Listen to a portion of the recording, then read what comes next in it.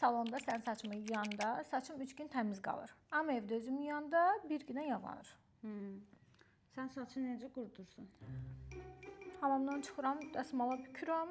Bir Nəmi saat gedəndən evin sonra içində gəzirsən, işlərini görürsən. Tam- Və yadına düşür ki, saçım quruyasıdır. Bax elə ona görə də saçın yağlanır. necə yəni? Çünki biz salonda saçı anında quruduruq. Aha. Dəsmalda saxlamırıq, yuduq, gətiririk, quruduruq. Buna görə də saç tez yağlanmır. Nə əlaqəsi var? Əlaqəsi odur ki, saç nə qədər nəmli ortamda çox qalarsa, bir o qədər tez yağlanar. Çünki dəri bunu quruluq kimi qəbul eləyir və başlayır yağ ifraz etməyə. Aha. Amma həmin dəqiqə qurutsan, dəri bunu stabil olaraq qəbul eləyir və yağ istehsalı azalır. Wow, heç bilmirdim. Bir dənə də şey deyim, Yox. Artıq onu yazma, açıqlamalara qeyd eləyəcəm, oxuyarsınız.